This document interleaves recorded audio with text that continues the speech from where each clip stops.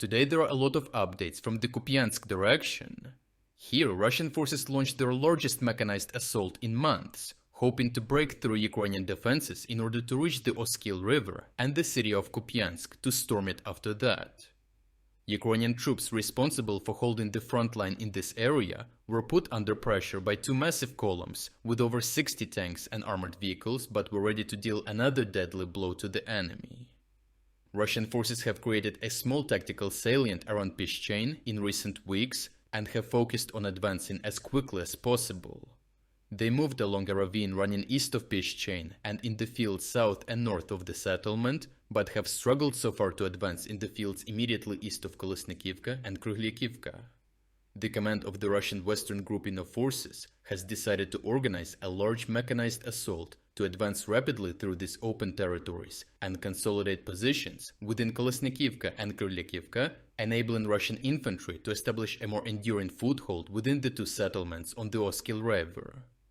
Soon, Ukrainian drone operators conducting reconnaissance in the area reported a large gathering of enemy forces in the vicinity of Pishchane, a roughly battalion-sized Russian mechanized assault group consisting of more than 60 tanks and armored vehicles, making it the largest such assault in the Kupiansk-Svatovo-Kramina line since last winter. This group split into two columns, one with around 40 armored vehicles moving in the direction of Kolisnykivka and one with around 20 heading towards Kruhlyakivka.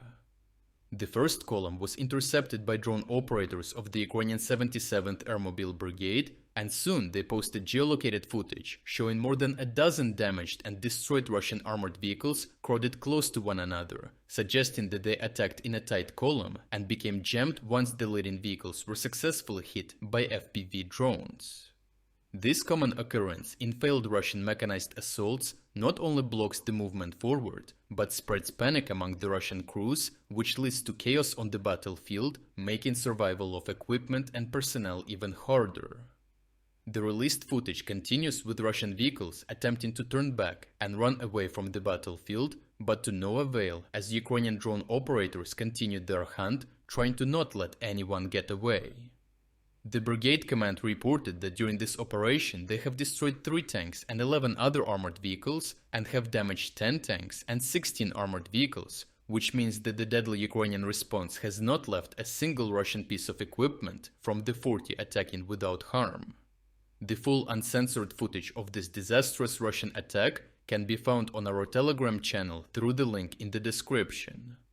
The second Russian column, consisting of 20 armored vehicles, aimed at reaching Kruhlyakivka, but was also spotted early enough, so the operators of the Achilles Drone Strike Battalion from the Ukrainian 92nd Assault Brigade launched a swarm of kamikaze drones to stop the enemy before even crossing the fields.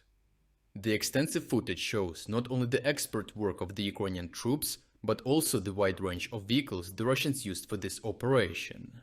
From a turtle tank and regular tanks to different infantry fighting vehicles, various supply vehicles and even ATVs. Russians were trying to prevent their vehicles from getting destroyed by using mobile electronic warfare systems and smoke screens, but unfortunately for them, that was not enough to stop the dozens of Ukrainian drones dominating the sky. Surviving crew members of the Russian assault group were also immediately targeted with grenades dropped by drones, and soon the Ukrainian commanders reported that they had reached almost 100% destruction ratio again, with all enemy vehicles being damaged or destroyed during the operation. The shocking footage of this operation can be found on our Telegram channel as well.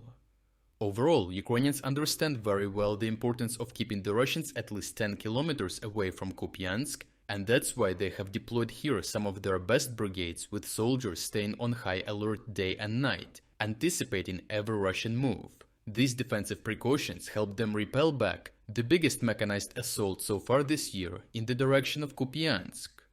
Russian forces lost more than 60 armored vehicles in a single attack and are now back at their starting positions near Pishchane, which prompted criticism from Russian military analysts that this army group has consistently failed all offensive operations in this region, and with not being able to advance now before the anticipated change in the weather, they will most likely be pressured to take a long operational break.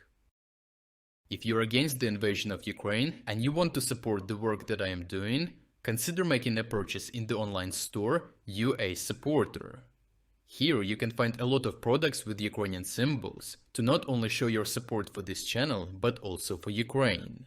The link to the online store is in the description. Thank you for watching this report, and I will see you in the next one.